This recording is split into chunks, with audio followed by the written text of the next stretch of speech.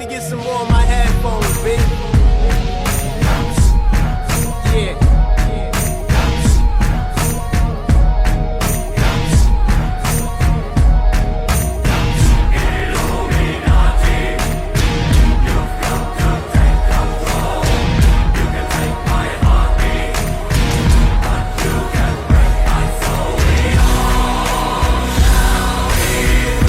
Son of the morning, shalom, good day, good morning.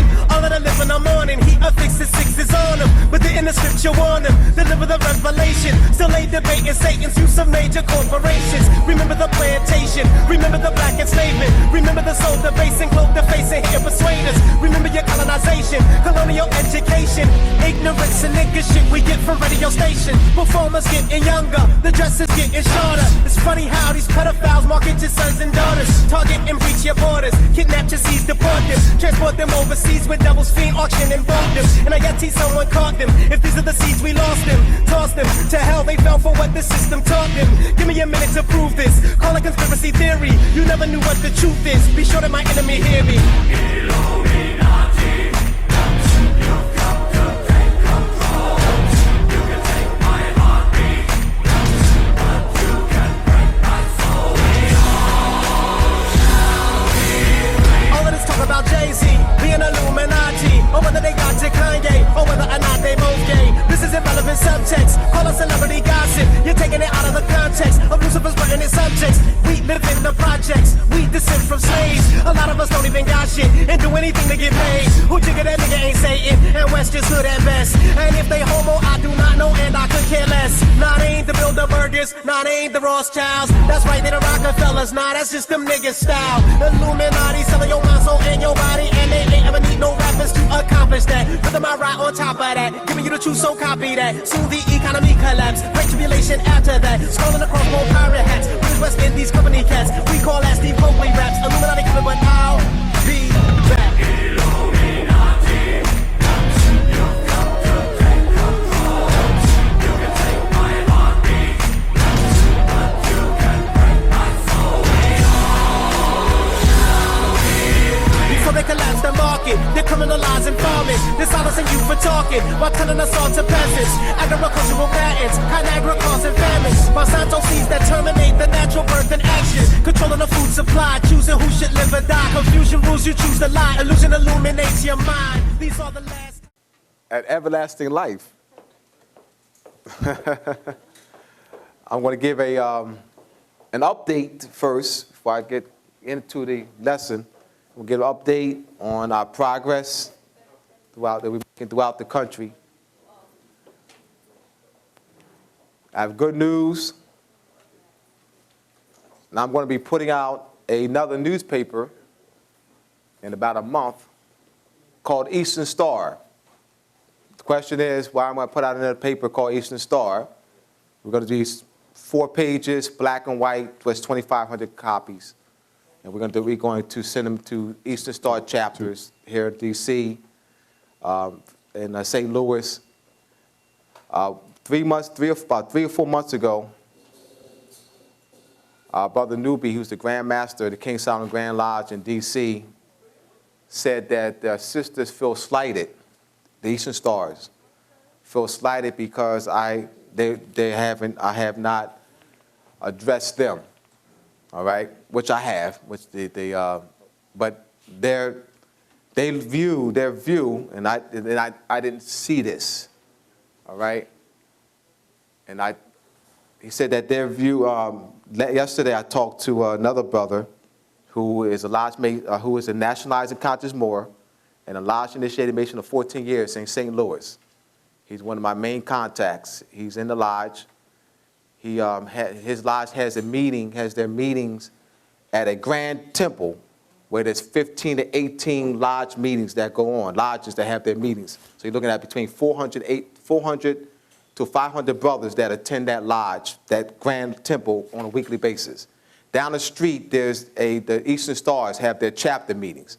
So there's a lot of activity going on. All right, so so I sent a bundle about 3 weeks ago. I sent 2 bundles a week ago, and I'm sending 4 bundles, which is 800 papers tomorrow.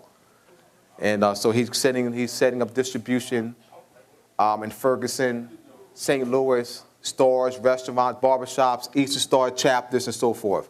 Well, during the course of our conversation, he said to me that the Eastern Stars do see the Masonic Gate as belonging to the brothers. All right, that this will be that the Eastern Stars and the brothers will tell the sisters, Eastern Stars, that this is not for them. All right, this is not for them because it reads Masonic Gate. All right, I'm talking about their view. I got to respect. I got to see. I'm learning their view.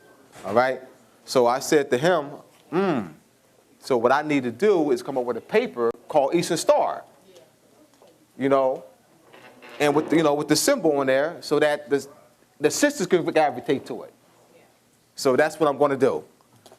I told her I cannot do 20,000 copies because it's going to take too much energy, getting ads. All right, so I'm going to do something small, 2,500 papers.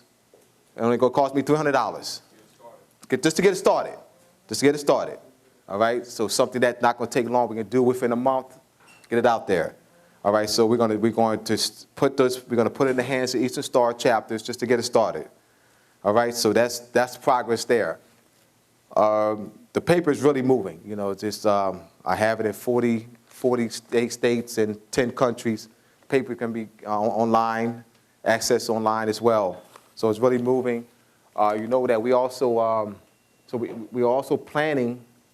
The brother Fahim in St. Louis and I are planning for a lecture.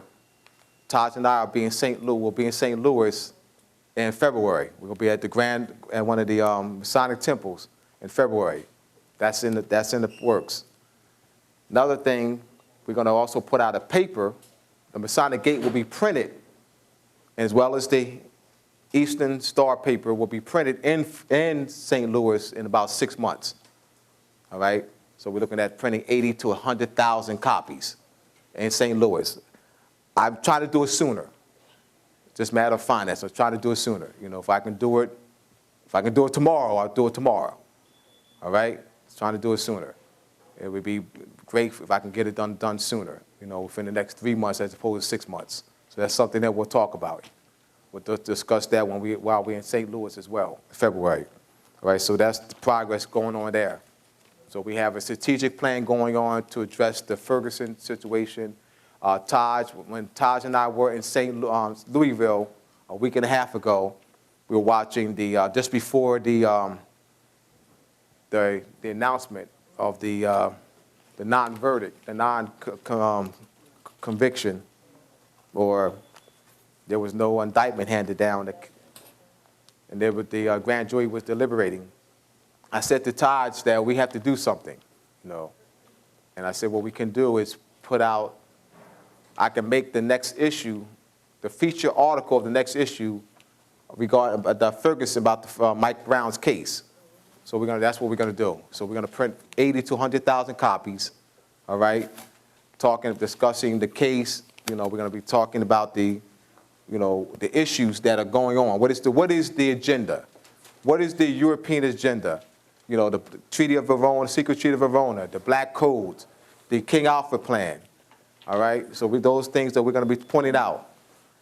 And that'll be the feature article of the next issue of the Masonic Gate, all right? And we're looking to set up major distribution in Ferguson, St. Louis, and the surrounding cities in the area, and also throughout the country, all right? But we're looking, like I said, 80 to 100,000 papers will be printed in that area, St. Louis, Ferguson area, and then I'll have 80,000 papers printed in our area where I'll distribute it. So we're looking to amp everything up. We want to amp everything up, all right?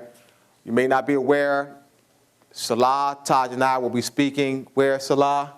On January 17th, where? No, in Herndon, Virginia. All right, January 17th, Selah is brilliant. She came up with the idea of the flyer, came from her, and she decided, brilliant mind, she decided she suggested that we use Dr. King's picture on the flyer. Brilliant, absolutely brilliant. Now, why that? It's a great marketing strategy. It's around his birthday, all right? January. That's to draw the people. We have to develop marketing strategy where we get people's attention in 3 seconds. 3 seconds. Can we get people's attention in 3 seconds? You ain't got, that's all you got, 3 seconds. Well, Dr. King's picture can get their attention in 3 seconds. We ain't got to do a whole lot of explanation. You got to go that. All right, and I said to Selah, put the statement, that I have a dream section where my 4 little children grow up to be, not be judged by the color, not be judged by the color of skin, but by the content and character. So, all right. What is the other theme of that, Selah, on the flyer? Color scheme. And then, so the key is to get their attention, to get them there, and then we're going to talk about that. But we got to get their attention. So Salah's picture is on there, Taj's picture as well as mine, and Dr. King's picture is on the left-hand side. Thought it was a great idea, great idea. We're also going to use that same flyer in Camden. Over the past year, I've been meeting with quite a few brothers, teaching them at one of the Chinese restaurants on Broadway, and also Crown Fried Chicken over the past year. This brother, Ali Musa, who has a lot of contacts, a lot of influence with a lot of young brothers and sisters, and he said that they will follow me on this Moorish movement. Whatever I tell them to, they'll follow me. So Todd spoke with him a couple of days ago. So we're going to use that same flyer in Camden. So we're looking to step everything up, So I just want to give you an update on what's going on behind the scenes here. We want to increase our distribution in the D.C., Maryland, Virginia area. I'm looking to print 80 to 100,000 copies of the next issue and have Ali or someone meet me in Camden to pick up 20,000 papers. All right? 20,000 papers, and then have them shipped in this area. All right? So that's the plan. All right? So we're just looking to step up major distribution, in this area, the Virginia, D.C., Maryland area. We're also going to be doing, Selah is negotiating now where Todd, myself, and her will do a lecture on Howard University campus. I said to Selah, we got to get to the campus. It's either be on the campus or near the campus. We got to go to them. We got to go to them. And so we're looking to step everything up. The Europeans are stepping it up. We got to step it up. We got to step it up. Praying and marching and bitching and complaining ain't going to get it done. Logistical planning, and knowledge of the truth about national birthright and getting that information out to our people in an organized manner is going to get it done. All right? So we're looking to go to college campuses, Morgan, all right, all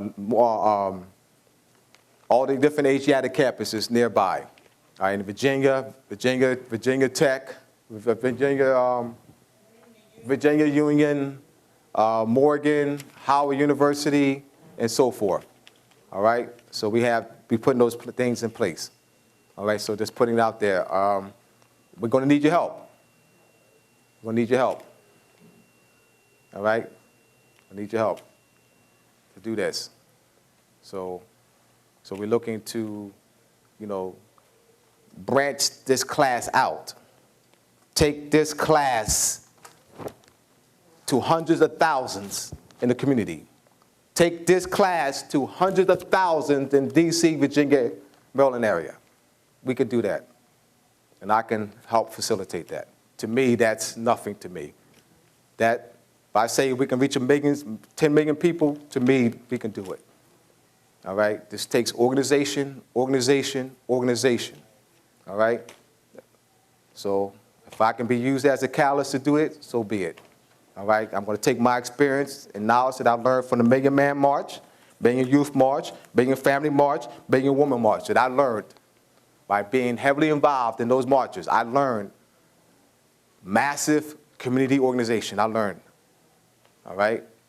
That's what I learned. I'm going to take those skills and apply this to this Moorish movement to amp every thing up throughout the country. All right? I'm looking to reach more members of the lodge in Eastern Star chapters, all right, over the next year. All right, so where we have lodges, 300, 50, 100, 75 nationalized. All right, so I'm looking at doing this in an organizational manner. All right, we're going to need your help. All right, we're going to need your help. All right, so I just wanted to give you an update on what we're doing. What we're doing. All right, this is not speculation. This is what we're doing now. All right. Another thing, those brothers will have their parade, the Shriners will have their parade in Cincinnati in August. The conventions between August 14th and 20th in Cincinnati. So planning to have major distribution there too, for that. The Europeans will be in Houston, Texas on July 7th, and also have distributors there as well. All right? So I'm going to put out a feature article titled The Moorish and Shriners Connection. That'll be done for the spring, in time for the parade. You know, that's to get their attention. It's a strategy that I'm using to gain attention, you know, to put this Moorish movement, all right, on, so it can be recognized. It's not something that's what we talked about, what's out there. So we're going to be using Dr. King. We're going to be using, you know, the Shriners Parade and other things like that, the Ferguson case to which to do that. So we're going to be taking the advantage of the energy there to facilitate, you know, the increased level of consciousness and awareness of this Moorish movement, right? So we're going to amp everything up. Now, I do not have this with me today. This we did, Brother Kareem, Professor Kareem and I did this on Sonetta TV. The master that was given to me is distorted, so I could not, this is the cover, all right? I wanted to, the woman and the snake has been viewed as the cause of the world's illness, all right? The world illness. So I wanted to I found this picture on the internet and wanted to use this picture so that I can address that, all right? The snake and the woman have been distorted. This has to be addressed, because this represents, the snake and the woman represents wisdom. So the story of Eve, you know, taken from the fruit of knowledge, taking the apple from the tree of knowledge, and what that represents is the fall of consciousness.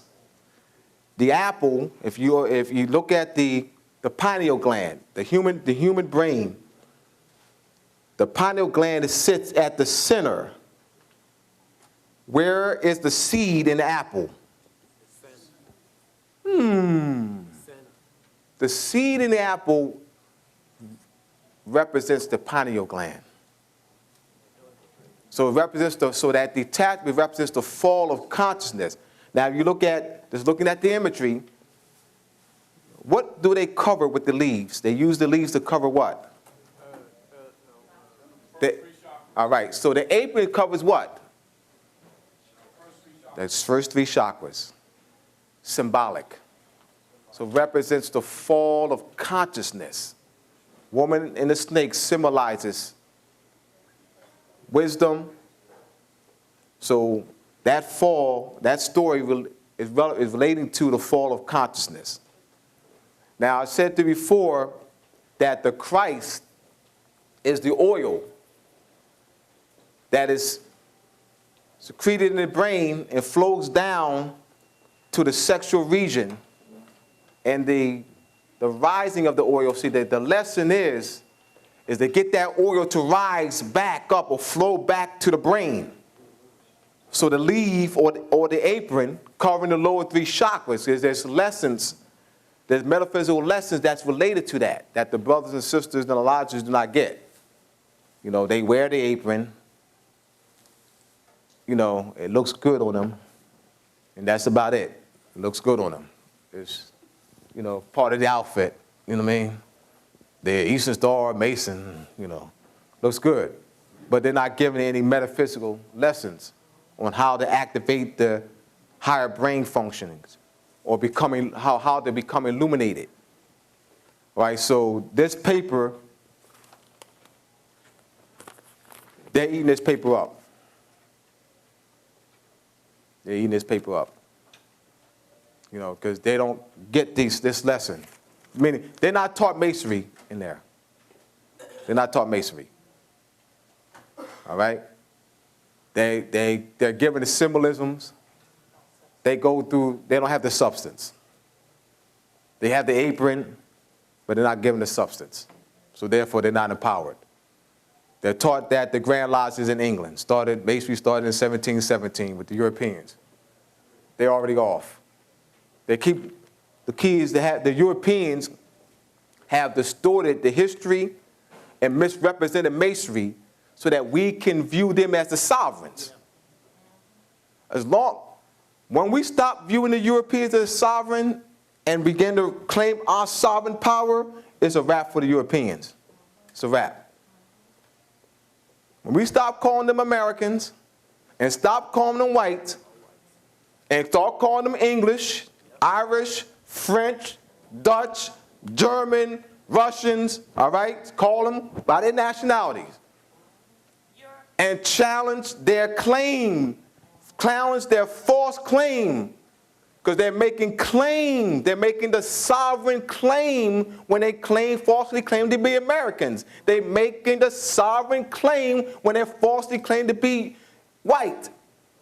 And they're unchallenged. So what we have to do is teach our people so that they can challenge the Europeans' false claim. We have to challenge. The Europeans can walk around and feel uncomfortable because they know that we're asleep, that we're not going to challenge them. We challenge them in small numbers. We're talking about challenging them in massive numbers, where 100,000 to 200,000 people or more rise up in Ferguson with the knowledge of their nationality and birthright. Rise up in Ferguson with the knowledge that they're not talking black. You know, they're not talking, you know, the white man don't like us. They're not talking that. They have to change their language. We have to teach those in Ferguson to change their language. Juali said in order to change the people, we must change their literature. We got to get them to change their language. Stop calling the Europeans white. Stop calling them Americans.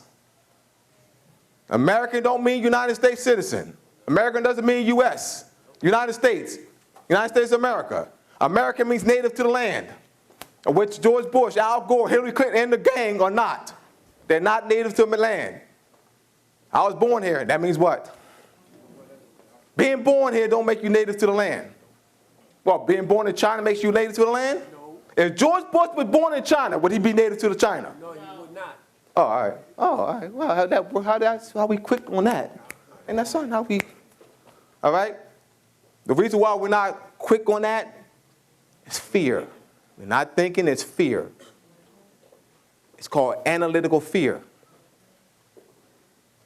Because once you address the true issue, then you have to do something about it.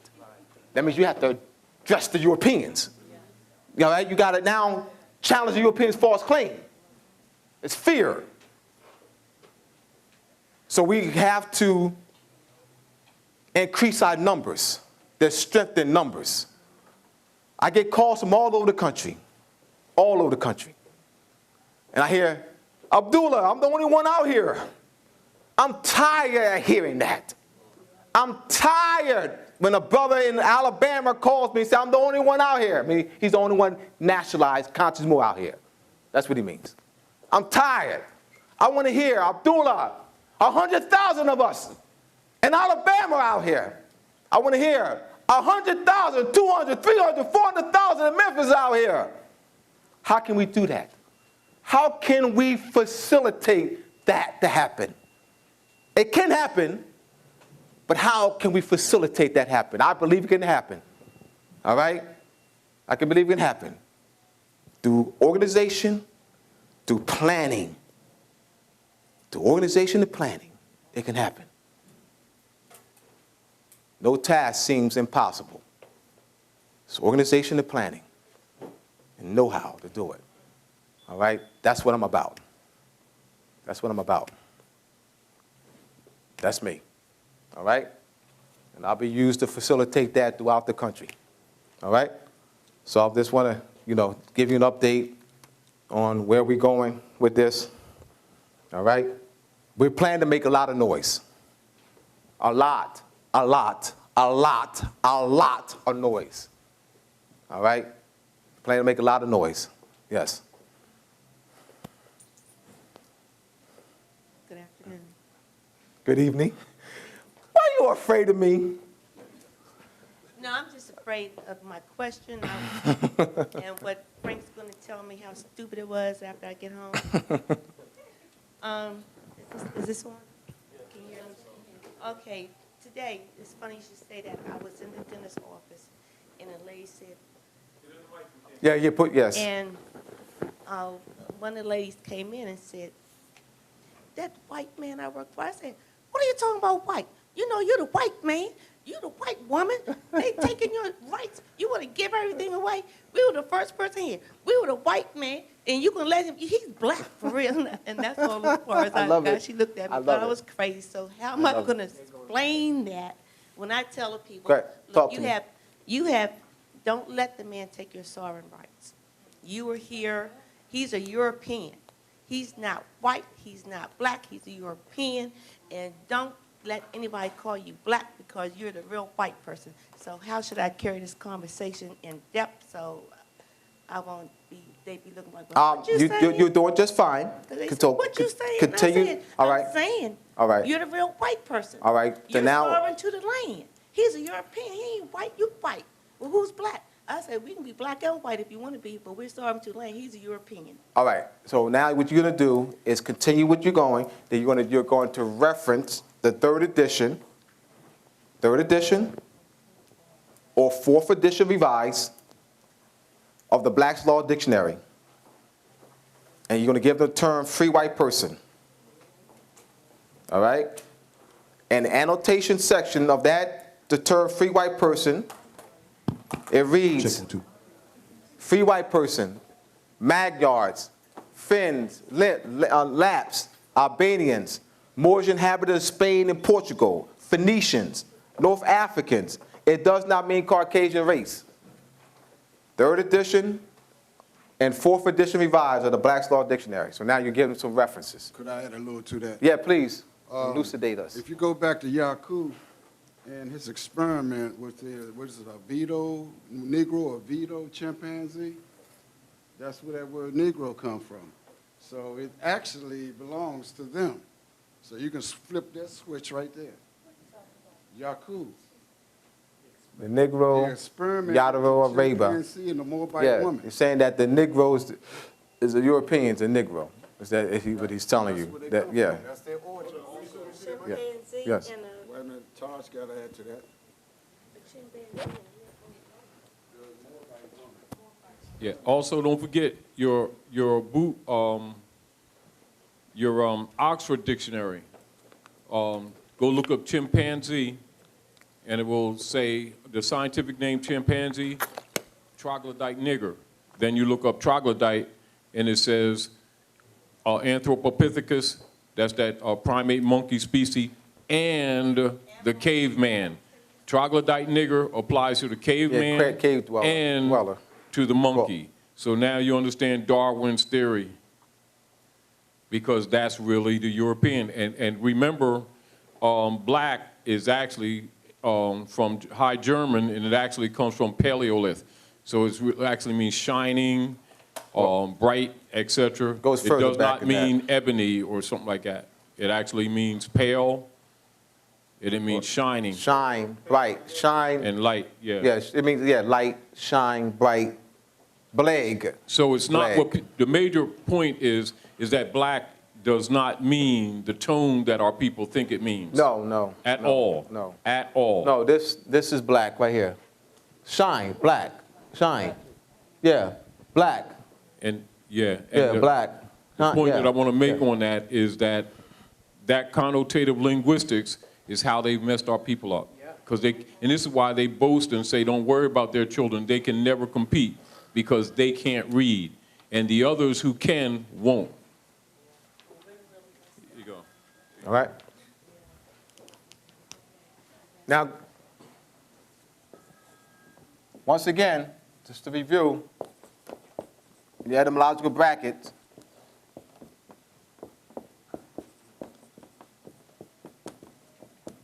All right? You want to refer them to this. You want to give them some foundation, some substance. All right? So that's because when someone says to you that you don't know what you're talking about, this is what I tell the students at Jubilee School in Southwest Philly, that you don't know what you're talking about. All right? So what you do is you take out a dictionary, or if you don't have a dictionary, you refer them to the etymological brackets. You give them a foundation so that they're not arguing with you. All right? You gotta give them something to solid to go by. Okay. All right? This is the etymology, which is the history and true meaning of the word. What you're referring to is the connotative meaning of the word. That's connotative meaning, because they're using the connotative meaning as a foundation to which to set their premise. Their premise is already false. So they're using what they call quote-unquote current meaning, but the etymology is the current meaning. So they're injecting the modern connotative meaning as the current meaning, to which the standard roadmap, to which to guide everything else. That's distorted. It's called birthright theft. Birthright theft.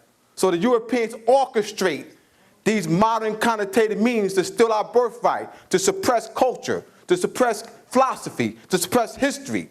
And we base our analysis, our premises, based from a false foundation. Charlie Rose said, whoever defines the language controls the issue. So the Europeans make sure that they control the issue by what? Creating connotative meanings. What we're going to be doing is controlling the issue by what? Restoring the etymon. How do we control the issue? Restore the etymon. That's how we're going to control the issue. How do Europeans control the issue? Cover up the etymon and create connotative meanings. It's just that simple. It ain't complicated. It's understanding the system. That's how they could control the issue. Question. All right? So here, once again, because Ali wanted me to be solid, give you reviews. This is with the entry-level meaning.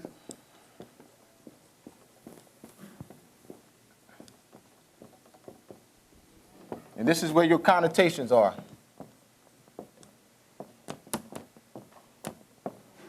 Now, when you look at the various numbers, 1, 2, 3, 4, 5, 6, 7, 8, 9, 10, so forth, those are all connotative meanings that came about through a different period of time or a period of centuries. So you may have a most recent connotative meaning, a connotative meaning that was developed 300 years ago or maybe 1,000 years ago. So there's connotative meanings, so they constantly are creating connotative meanings. And so a connotative meaning that was in use, prominently used 300 years ago, may not be used today, but they have a more modern connotative meaning, but it's still connotative. The etymology does not change. See, this whole concept, what I said a month ago, what they call etymological fallacy. And the etymological fallacy that they're projecting is that when a person like myself, it's not an etymological fallacy, this is what they would call an etymological fallacy. A person like myself will use etymology to support an argument or discredit an argument. That's what I do. I use etymology to support my argument or discredit somebody else's argument. They call that an etymological fallacy. It's called birthright theft. Okay. Charlie, meaning that if I agree with that, if I bow down to that, If I bow down to that, all right, I've given them jurisdiction. I bow down to that fallacy that I cannot use etymology to support my argument or discredit somebody else's argument. I bow down to that. I've given them power. Because they create modern connotative meanings to steal your birthright. So they're using modern connotative meanings to support their argument and to discredit the argument. Talk to me. I think when we're looking at the denotation, I think that when we're looking at the denotations in relationship to the etymon, and we refer to the connotative linguistics, that we should call the denotations meanings and call the connotations purports.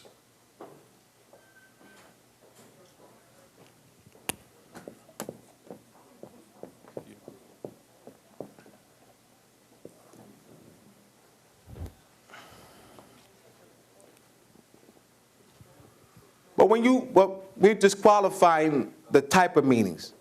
Connotative meanings, when you say connotative meanings, what you're referencing is that it is not the true meaning. So you qualify, you say that the etymology or the etymology of this word is such, such, and such. The connotative meaning of this word is such, and such, and such. All right? So now you're qualifying. You're qualifying, even talking about that the etymology is the true meaning, because etymology, or eta means true, real. So any other meaning is false. I mean, the etymology, use the etymology to support your argument because that's the foundation. And that you could stand on that. What I'm saying is, Europeans do it. See, Europeans will go to the etymology for their benefit. For their benefit, they'll go to the etymology. All right? If Europeans are in, let's say Europeans are here, and all of y'all know etymology. All right? Europeans know they couldn't get away with connotative meanings in your presence, because y'all would challenge them. Well, they know that the general public are not aware of. But if Europeans were among scholars, Chinese scholars, Iraqi scholars, and they couldn't get away with their connotative. They only get away with Moors classified as Negro, colored, black. They own Moors classified as Negro, colored, black. They control their minds. You know, right? Yeah. Moors colored, Negro, colored, black are afraid. They control their minds. So they'll, so that we don't have a solid a good education. I know people have degrees. I got 2 of them. BA in sociology, master's in social work. I didn't learn this. I didn't learn that there. All right? I learned sociology and social work from that man back there. I learned true social work and true sociology from my man over there. Though I have a degree, piece of paper, Glasgow State College, right? 1987, Glasgow State College graduate, all right? But I learned mind control. I learned how to maintain European occupation of our land. That's what I learned. I learned paradigms or theories that they created to control our minds and keep us in place, all right, to keep control of our land. That's what I learned. And so I recognized that immediately, and I said, man, I no longer became interested in that. Though I already had the degree and I was already working. But I knew that I was going to be working my way out of here, and I spent 3 straight years with that man right there, all right, to get to where I'm at right now. Because I knew 20 years ago, I projected 20 years ago that I would be doing what I'm doing right now. Because I said to Taj that I would help him spread this out to millions of people. 20 years ago I said this, 20 years ago, that I would help you spread this movement, Moorish movement out to millions of our people all over the country. I said that 20 years ago. guess what? I'm doing just that. Doing just that. All right? So I'm not here to toot my own horn. I just want you to know that I'm saying this trusting that you would help us. All right? I am trying to inspire you, all right, to activity. That's why I'm saying it. I'm not saying it to toot my own horn. I'm saying it for a reason. All right? If I can let you know what I'm doing, that I need your help. I want to inspire you to activity, to massive community organization, reaching out to hundreds of thousands in the D.C., Maryland, Virginia area. Sister Selah has agreed to help. She's not a talker. She's a doer. All right? So I am appealing to you that we need your help. Massive community organization. That's why I'm saying what I'm saying. So I don't want you to figure anything out. I'm telling you why I'm saying it. So you have to figure, I don't want you to figure me out. All right? Any questions? I know I'm crazy. It's all good. I love y'all anyway. I know I'm crazy. Whatever name y'all call me, I still love you. All right? The Catholic Church purports to represent what we know in the modern religion based on support documents that they've used, like the Treaty of Verona that's been referenced a few times. So purport basically is a false representation as it's interpreted Yes. in a connotative Yes. fashion. Yes. Yes. That they make you purporting, you know, you're stating a position. You know, I'll call it a proposition, an argument, in case, but you say you purport a particular position.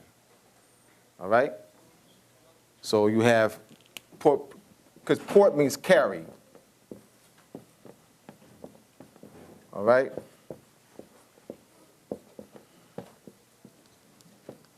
All right? This is a form of PER. All right? So that's that.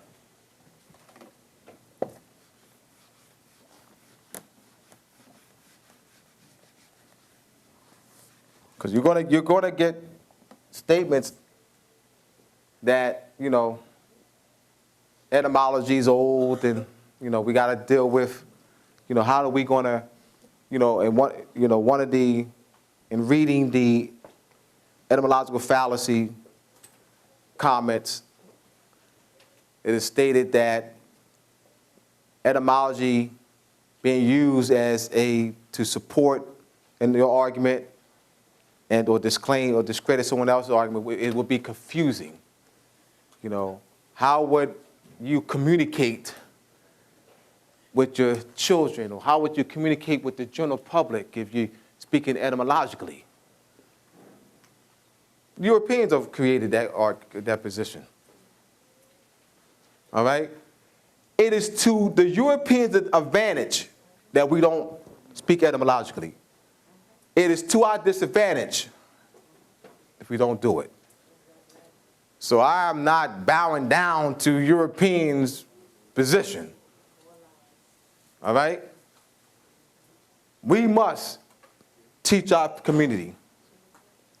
We must teach our community etymology. We must teach our community jurisprudence. Jurisprudence is etymology. Talk to me. Jurisprudence. You get a book on jurisprudence. I want y'all to do this. You get a book, and it's a series, an old book on jurisprudence. To make an argument, they go to etymology. A solid, they use etymology. Don't let them fool y'all. Don't let them fool y'all. Juris, all right, law. Prudence, knowledge. All right? Knowledge of law. Etymology and jurisprudence are hand in glove. One cannot study jurisprudence without studying etymology. It's just nonsensical. It's nonsensical. It's nonsensical to say you're studying jurisprudence without studying etymology. You can't do it. Jurisprudence is the science that treats positive law. You cannot say you study jurisprudence if you don't study etymology. I mean, you can't make an